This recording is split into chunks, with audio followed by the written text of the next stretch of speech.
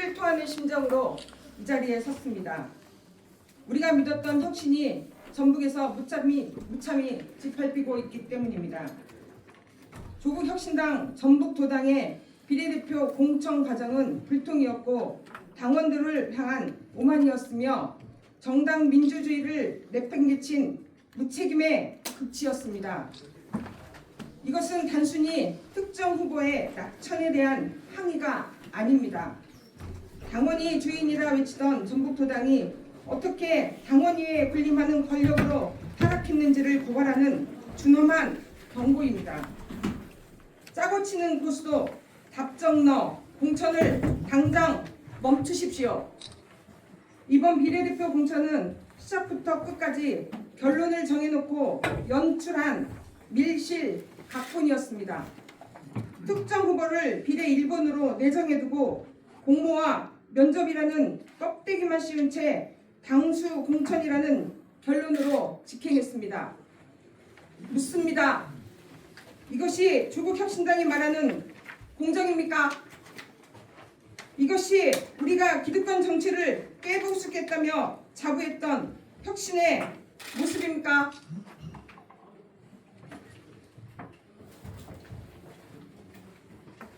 전북도당은 당원들의 정당한 의혹 제기에 단 한마디의 설명도 단 한 번의 소통도 없었습니다. 입은 닫고 귀는 막았습니다. 이것이 세빙선을 자처하던 정당의 입맛입니까? 지금 전북도당은 혁신의 선봉장이 아니라 구태 정치의 쓰레기통으로 전락하고 있습니다. 전북도당 위원장은 공심이라는 방패 뒤에 숨지 마십시오. 전북도당 위원장은 공심위의 결정이라며 책임을 떠넘기고 있습니다.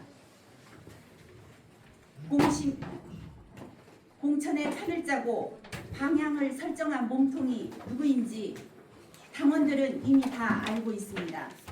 지도자는 결정의 순간에 앞서고 결과의 순간에 책임지는 자리입니다.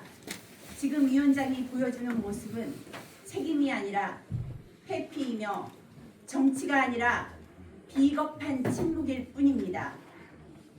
당원의 선택을 박탈하고 공인을 기만한 죄, 그 책임은 오롯이 위원장에게 있음을 분명히 경고합니다. 원칙을 잃은 정당은 미래가 없습니다. 조국 혁신당은 스스로에게 물어야 합니다. 과연 혁신이라는 이름을 올릴 자격이 있는지 말입니다. 당원들의 자부심을 난도질하고 공인의 기대를 배신한 정당은 반드시 심판받을 것입니다.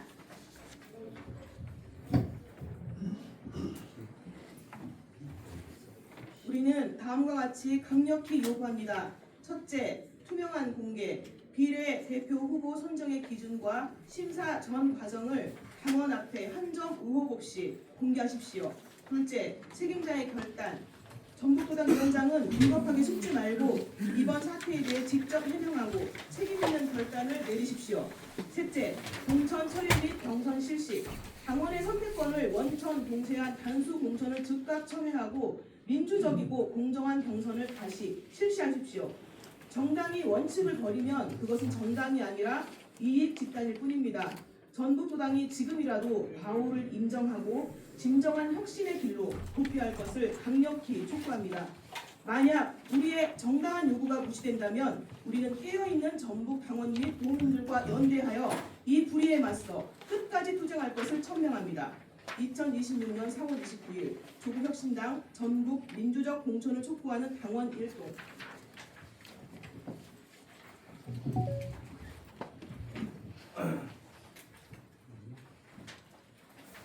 혹시 질문 있으시면 하셔도 자료가 좀 그러세요?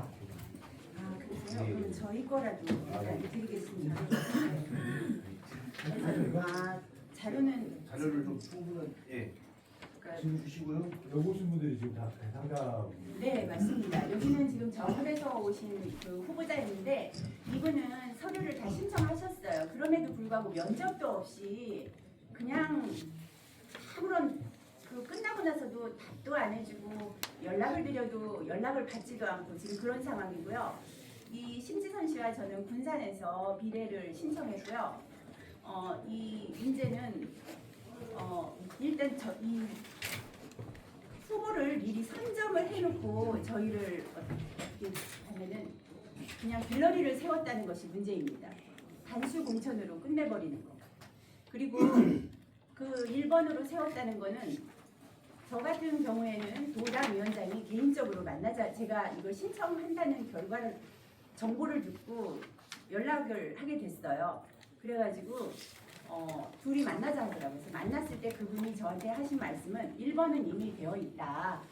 그렇게 말씀하셨어요. 이게 치루어지기도 전에 이 서류를 받기도 전에 그러면서 이미 정해져 있으니까 하려면 하고 알고 해라 이런 식으로 말씀을 하셨거든요. 그리고 그 후에 2번을 하려면 해라. 그 저는 사실 그때 처음 만남에 그 이유를 몰랐어요. 아 이렇게 1번도 하고 2번도 이러나? 나중에 알아보니까 그런 것은 없다라는 거예요. 그 두 번째 다시 만나게 됐죠 둘이. 그때 당시에 한 말씀은 1번, 2번 우리는 없다. 공정한 경선을 치르겠다. 왜? 본인이 느낀 거예요. 아 내가 처음 한 말이 실수였구나. 그러니까 두 번째 만나면서 그렇게 말씀을 하신 거예요. 그러면 저도 그랬죠. 그리고 그때 제가 첫 번째 서류 접수할 때 그분의 그 하지 말라는 그 서류를 넣지 말라는 그 말을 듣고 3월 24일 제가 첫 서류를 넣지를 못했어요. 그리고 다음에 그러면 내가 한다고 하면 다음에 기회가 있겠느냐 하니까 다음에 공고가 난다는 거예요. 그때 하라는 거예요. 그래서 제가 4월 8일 날 그때가 두 번째 신청하는 날이었는데 제가 도당에 그 서류를 내고 오니까 조직국장이라는 분이 전화가 와서 우리 더 이상 받지 않는다. 이미 2명이 했다. 더 이상 받지 않는다. 그래서 제가 도당 위원장한테 바로 연락을 했거든요. 그랬더니 잠시 후에 서류를 받겠다. 이런 식이에요. 그래서 이렇게 하고 그다음에 정당한 경선만 치러주면 되겠다. 그러면 그렇게 해달라. 원칙대로 우리는 경선을 하겠다. 이런 얘기들을 우리 지역 위원장님한테도 들었고 여기 전국 도당에서도 그렇게 할 것이라고 했는데 그 말은 그냥 하는 말뿐이었던 거예요. 그래서 저희가 이게 전달이 안 되는 게 도당에도 전달이 안 되고 만나지도 않고 중앙당에 얘기하면 그래서 저희가 재심도 신청을 했는데 기각이 됐어요. 중앙당에다 얘기하니 도당에다 얘기하래요. 시 지역위원회에다 얘기하래요. 거기다 얘기하면 받지도 않고 그리고 저희하고 한번 연결이 됐을 때 월요일 날 회의가 있으니까 그때 와서 공식적으로 얘기해라 하고 가니까 그때는 회의가 취소됐대요. 이게 조국혁신당에서 과연 이래요?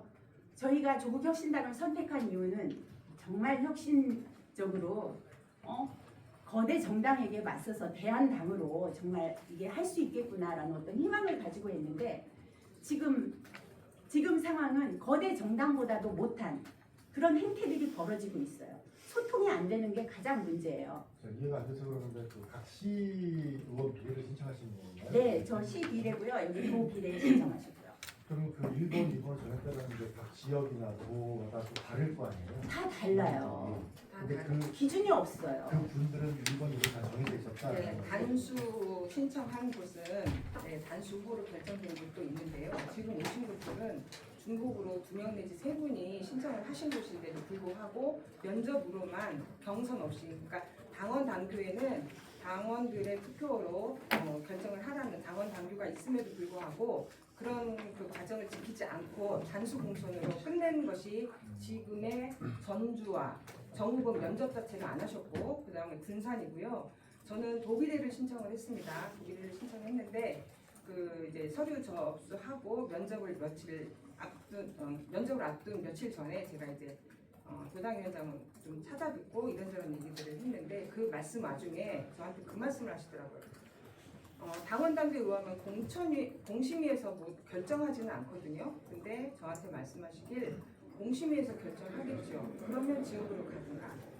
이 말씀을 면접 전에 하셨어요. 그 말씀에는 많은 내용이 제가 설명을 안 드려도 내포가 되어 있다고 생각을 하고요.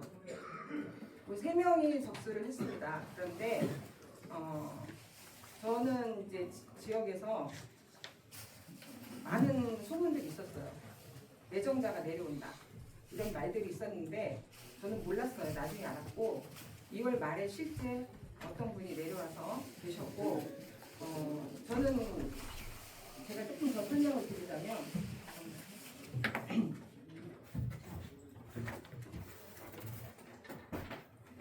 공직선거 후보자의 부적격 심사 기준은 뇌물, 알선수재, 정치자금법 위반 등의 국민의 지탄을 받는 형사범이에요. 그리고 부동산 투기 등 중대한 비리가 있는 자입니다. 그리고 공직선거 후보자에 대한 심사를 위한 평가 항목이 있습니다.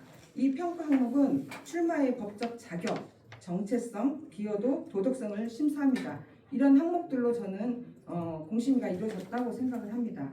그러면 여러분들이 아시다시피 저의 정체성에 대해서는 4년 의정 활동도 있고 그동안 활동에 대해서 말씀드리지 않겠습니다. 당에 대한 기여도, 저는 25년도에 당대표 권한 대행님의 1급 포상을 받았고 26년에는 내란 저지 특별 공로 포상을 받았습니다. 당에 대한 기여도는 제 페이스북에 활동으로, 자원봉사로, 참여로, 피켓 시위나 이런 것들로 다 나타나 있습니다. 그런 것들에 대해서 이 공심위 위원님들이 단 몇십 분 만에 면접으로 저를 아웃시켜서 경선, 그러니까 당원들의 투표를 할 수 없는 면접에서 아웃을 시켜서 경선에서 배제를 시켰습니다. 그래서 청년들로만 지금 경선 과정을 진행하고 있는 걸로 알고 있습니다. 위에서 내려왔다는 자체가 이게 소문이었지만 2월 말에 실제 사람이 왔기 때문에 그렇다고 생각을 하고요. 당원들이 생각할 때는 지침이나 압박으로 느껴지지 않을까요? 그리고 당원 주권이 훼손된다는 인식이 생깁니다. 또한 후보 간의 공정성의 논란도 커지고 투표 전에 지역 내 갈등을 유발할 수도 있습니다. 공정성과 정의는 무너진 과정이었습니다. 지역구 전략공천도 아닌 지역에서 당에 대한 기여도와 당원들과의 연대를 무시하고 실시한 밀실공천은 무효라고 생각합니다. 저는 이번에 공심위 면접 이후에 정치적, 인격적 살인을 당했다고 생각하고 있습니다. 그동안의 활동들이 무시되었고 저의 의정 활동도 무시된 이 처사가 매우 가슴 아플 뿐입니다. 지금 위에서 내려왔다는 분이 도광역 비례 1번을 받으신 거예요? 네. 지금 경선을 하고 네, 있어요. 지금 과정 중에 있고요. 청년끼리 경선하고 있습니다. 그 청년으로 올라간 그 친구가 저한테 한 말이 있습니다. 제물로 희생양이 되는 길에 돈 주고 들어가고 있다. 그 친구도 생각이 없는 친구 아닙니다. 그러니까 본인도 능력의 차이나 기여도의 차이에 대해서 저를 먼저 생각하고는 있었지만 함께 경선하리라고 본인도 생각을 하고 있었던 것으로 생각을 하고 제가 아웃이 된 거에 대해서 그 청년이 경선에 올라간 그 청년이 눈물로 저한테 글썽이면서 쳐다보며 그렇게 얘기를 했습니다. 경선 비용 500만 원을 내면서 제물로 희생양이 되는 길에 가야 하냐고 저한테 물었습니다. 그 친구가. 목소리를 보는데 그 친구분이 직업이 약사인분인가요? 네. 그리고 그 내려왔다는 분은 중앙에서 내려온 거예요? 네. 그건 제가 말씀드리지 않겠습니다. 그거에 대해서는 잘 모르는 사람들. 네, 모르고 있습니다. 저희 저는 네 알고 있지만 얘기하기는 좀 그렇습니다. 저도 묻지도 않았고 내려와서도 명함이나 뭐 자료를 전혀 받을 수도 없고 묻지도 않았지만 다른 친구들한테 물었을 때 정보들이 많지 않았고 저희가 좀 이해가 안 가서 그런 부분이 있는데 인천 초나 광역 비를 신청하실 때 얼마 정도 방비를 내야 되고 방식이 어떻게 되는지 조금 설명 한번 해주시죠. 저는 저는 250, 얼마 내셨어요? 250. 저도 250 냈습니다. 그러면 이제 경선이에요? 그냥 단순 그거는 면접을 위한 사무소 처음에 공모를 하실 때 네. 그때 250을 내고 지금 이제 지금 공천 방식을 어떻게 한다고 당에서 공지한 게 있거든요. 당원 당규에 의하면 당원 투표를 한다고 되어 있고요. 비례는 당원 투표 100%를 알고 있습니다. 제가 지금 핸드폰 제가 안 가져왔는데 60대 40, 그건 도비례. 도비례는 도비례는 60 일반 당원과 그다음에 60대 경선 저희는 도비대는 60이 주권 당원의 투표, 그다음에 30이 일반 당원 30이 배심원단의 결정, 그다음에 10%가 대의원의 표입니다. 일단 컷오프가 되신 거잖아요. 저는 컷오프가 돼서 컷오프 되신 거예요? 이 우리가 전부 다 컷오프가 됐고, 이해 없이 컷오프가 됐다는 거예요. 이유에 대해서 이제 저희가 여쭤봤는데 그 이유에 대해서는 전혀 설명드릴 바가 없고, 뭐 이유야 만들려고 한다면야 저희가 그러니까 이미 완벽한 사람이 아니니까. 정해놓고 컷오프 시킨 거예요. 그리고 그에 대한 얘기도 할 수 없는 이 소통이 안 되는 게 문제고, 저희가 지금 뭐 개인이 이게 안 됐다고 해서 문제가 아니라 이 시스템의 문제를 말씀드리는 거예요. 제가 얼핏 듣기로 그 사무처장, 부당 사무처장의 의중이 이번 굉장히 많이 반영됐다는 이런 맞습니다. 얘기. 두루두루라고 말씀드릴게요. 부당 사무처장이 누구시죠? 김광석.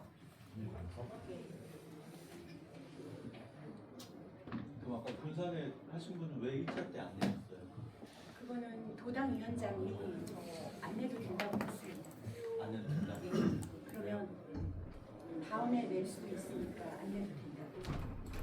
자, 보충해서 설명을 또 한번 드리자면, 어떤 정읍에 있는 어떤 모 후보는 그분도 비례를 준비하고 있었는데 저희가 이제 금요일까지 했잖아요. 근데 하여튼 이건 좀 말씀 안 드려요. 왜냐면 탈당을 하셔서. 그럼 지금 다 탈당하신 거예요? 안 아니요. 했죠. 탈당하신 분이 한 분 있는데 그분에게는 탈당을 이미 하셨기 때문에 적절하지 않을 것 같아요. 아니요, 하셨어요. 근데 거의 오늘 기자회견 보면 거의 당을 탈당할 생각으로 뭐 문구들이 세신데 괜찮으시겠어요? 왜냐면 쓰레기통이라고 막 그러죠. 이렇게 하지 않으면 저희 말을 들어주지 않고, 지금 저희의 심정은 그러합니다.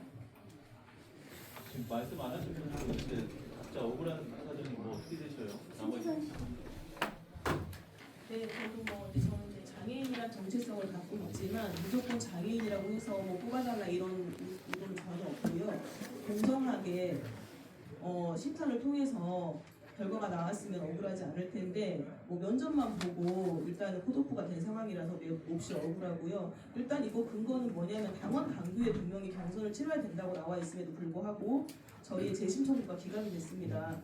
이거는 정말 상식적으로 누가 봐도 납득할 수가 없는 문제고요. 더군다나 지금 이제 장애인 당원들이 우리 전국적으로 지금 후보로 활동을 하고 있는데 저와 같은 이런 억울한 사연을 많이 겪고 있어요. 우리 전국적으로. 그래서 이 문제도 이제 저희 장애인위원 차원에서 대응을 할 거지만 어쨌든 우리 조국혁신당에 제가 입당할 때도 저도 나름대로 기대치가 있었고 뭔가 좀 다를 거라는 그런 희망을 갖고 왔었는데 이 절망이 굉장히 지금 바닥을 치고 있고요.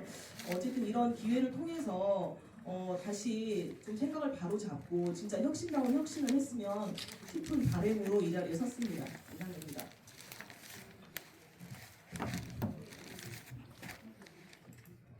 그럼 지금 절차 말씀하세요. 저도 전국 혁신당이 좋아서 확인하고 교육하고 모범으로 준비 다 했습니다. 그래서 정부 사무실 위원장이 시장 후보로 나오기 때문에 사무실이 없어요. 돌담을 옮겨가면서 당원서에 점수가 있으니 당원서를 받으라 그래서 그 당원서는 쉽지 않잖아요. 그래서 열심히 저를 보고 당원해서 많은 당원서를 200건 이상을 했더니 그 사무실에서 김광석 차장이랑 위원장이랑 정읍시장 후보 다음에는 이렇게 나서 서로 굉장히 인정을 해주더라고. 아무나 이거 받는 것이 아닌데 이렇게 열심히 해서 저 열심히 합니다. 이번에 진짜 하려고 열심히 하고 있습니다. 그러고 했더니 어느 날 이게 접수 마감이 됐어요. 3월 27일. 그래서 접수 26일 날 가서 저기 하고 27일 날 접수를 했어요. 아이고 이렇게 잘 해오셨네요. 고맙더라고요. 그러나 다음에는 면접만 남았지 않습니까? 면접을 기다리는 없어요. 면접 연락. 사람이 촉이 있는 것 아니에요? 세상에. 전화를 그렇게 해봤더니 일부 면접한 사람은 있어. 이상하다 하거든요. 전화를 했어요. 그다음에 아무 전화를 안 받아요. 그래서 전화를 안 받아. 그 김광석 차장이나 위원장이나 또 문자로 또 면접 준비하고 있는데 궁금하네요. 날짜는 다 가고 궁금하네요. 연락이 없어요. 그래서 문자로 전화 이렇게 안 소통이 안 되니 하기님들은 전화 좀 해주세요. 안 왔어요.